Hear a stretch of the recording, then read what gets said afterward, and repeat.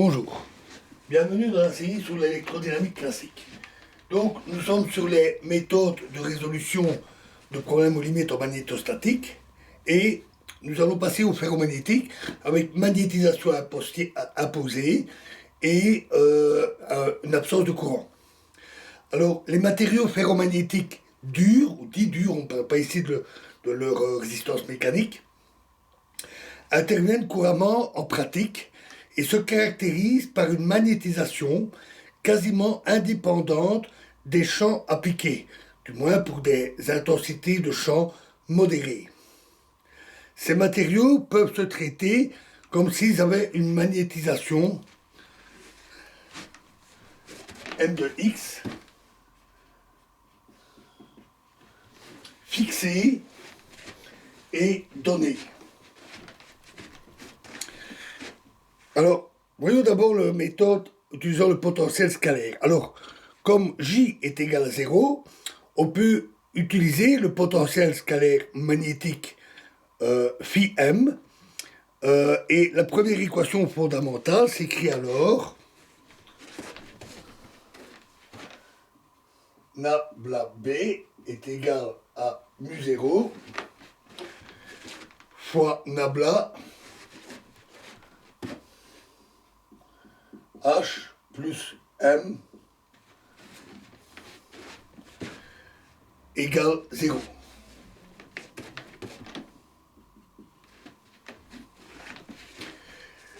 L'insertion du potentiel scalaire avec H égale moins nabla phi M la transforme en une équation de Poisson magnétostatique. Nabla carré phi M égale moins rho M,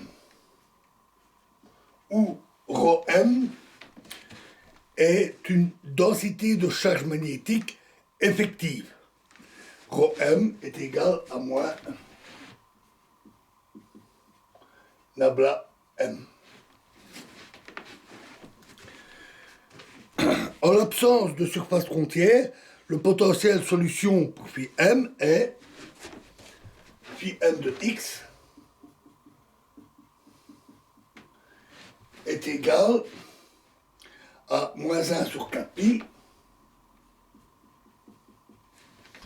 fois l'intégrale de nabla prime M x prime sur x moins x prime d cube x prime. Si M est localisée et suffisamment régulière, une intégration par partie donne 1 sur 4pi intégrale de M x prime fois nabla prime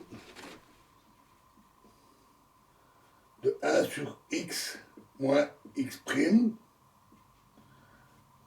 d cube x prime.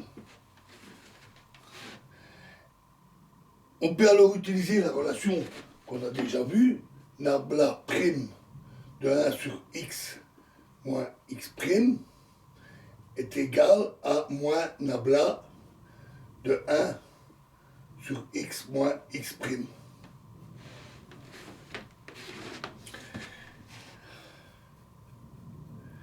Et donc on obtient alors que phi m de x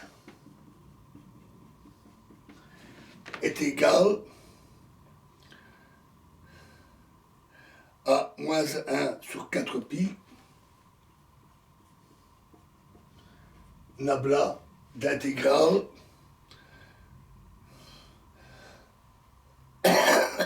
de mx'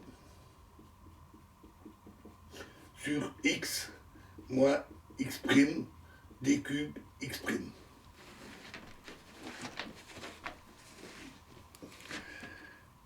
Alors observons en passant que loin de la région de localisation du magnétisme, de la densité magnétique, le potentiel admet comme approximation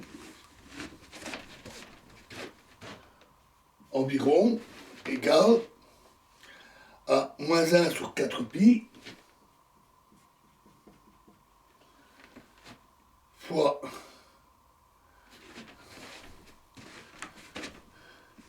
nabla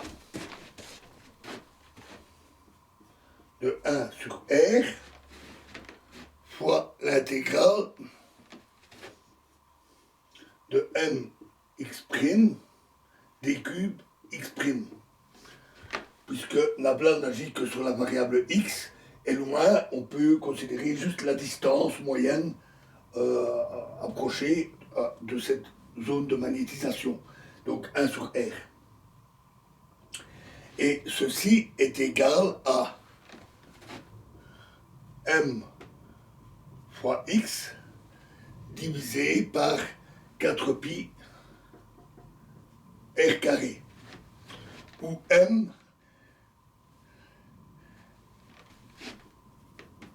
petit m est égal à l'intégrale de mx d cube x. M petit m est le moment magnétique total.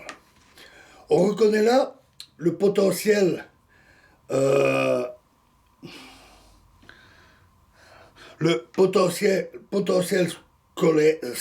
scalaire. On reconnaît là le potentiel scalaire d'un dipôle.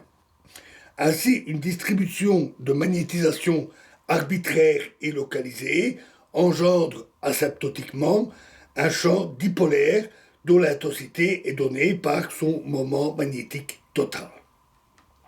Voilà, et nous verrons la suite dans la prochaine vidéo. Je vous remercie.